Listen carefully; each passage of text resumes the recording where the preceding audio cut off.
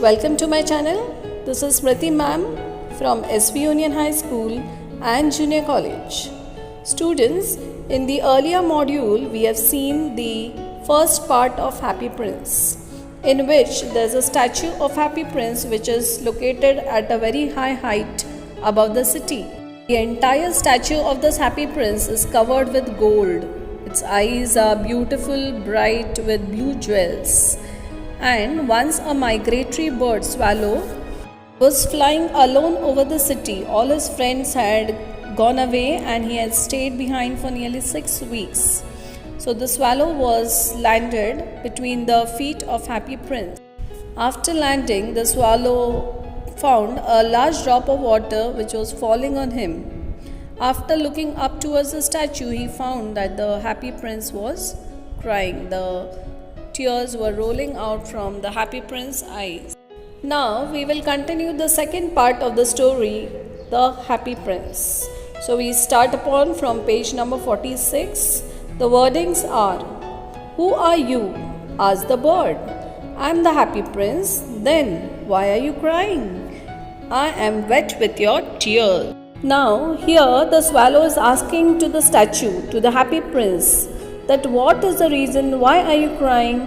And because of your crying, because of your tears, I am entirely becoming wet. So responding to the swallow, the prince is saying, when I was alive, I had a heart like every other man, but I did not know what tears were. I lived in a palace where there was no sadness.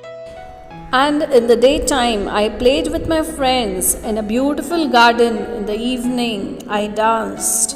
There was a high wall round the garden, but I did not know what lay on the other side. So I was called the Happy Prince. I was pleased with my little world. Now I am dead, and they have put me up here. I can see all the unhappiness of my city. My heart now is made up of a cheap metal, but even that poor heart can feel, and so I cry. So in this para, the prince is saying that when he was alive, he had emotions, feeling like every other man. He wasn't knowing what was unhappiness or sadness. The place where he lived, there was no sadness at all. The entire day, he used to play with his friends in the beautiful garden, and in the evening, he used to have a dance. So the prince was surrounded by happiness. So he was known as the Happy Prince. He was very much pleased with this small little world. Now the Happy Prince is dead. People have made a statue of him, and now he can see unhappiness of the city. Whenever he sees a poor person, he feels, and he literally starts crying.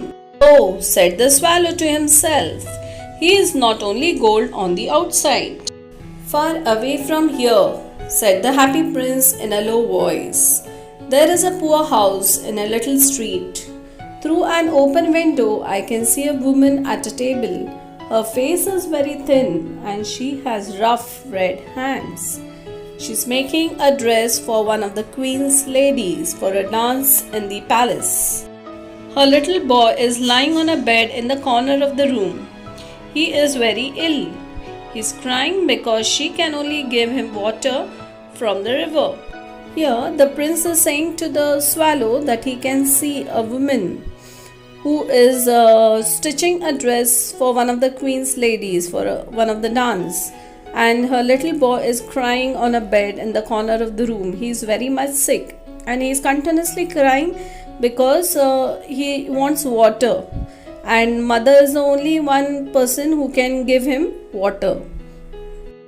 So the prince is requesting the little bird, the swallow, to take his red jewel to her because he cannot move from the place, from the statue. "My friends are waiting for me in Egypt," said the swallow. Little bird," said the prince, "please stay. The boy is crying and his mother is so unhappy." So here you can see the prince is requesting the swallow, and swallow is not ready because he wants to meet his friends who are there in Egypt. And so the prince is requesting that you can see the little boy who is crying very badly. Mother is also unhappy So the happy prince looked very sad, and the little swallow was sorry for him. It is very cold here, he said, but I will stay with you for one night. Tomorrow I will take the jewel.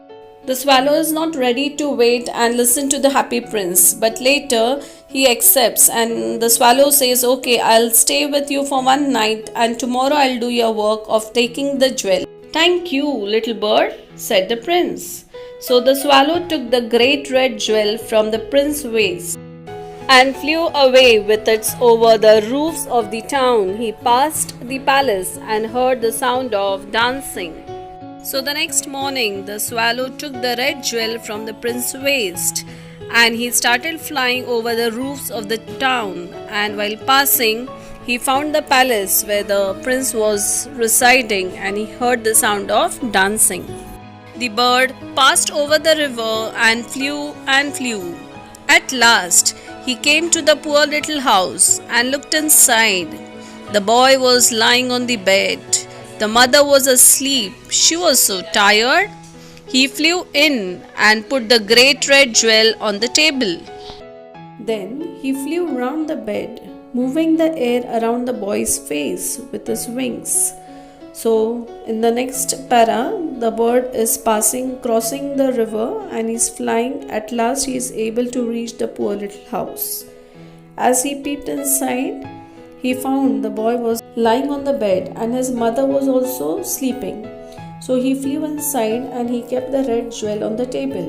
Then he flew round the entire bed and he was moving the air round the boy's face with the help of his wings. "Oh," said the boy, "my face does not feel so hot. I think I'm getting better." And he fell asleep. So immediately after moving the air on the boy's face, this boy has started feeling better and he fell asleep.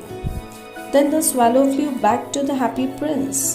"It is strange," the swallow said. "It is very cold, but I feel quite warm here." Now even the swallow is experiencing the magic created by the happy prince and the place where it was quite cold. Now the swallow is feeling it quite warm. "That is because you have done a good thing," said the prince. The little swallow fell asleep. So the prince is saying, "You have done a very good deed, very good thing in your life." Little swallow fell asleep. When day came, the swallow flew down to the river for a bath. A clever man saw him. "That is very unusual," he said. "That kind of bird here in winter? I must write down."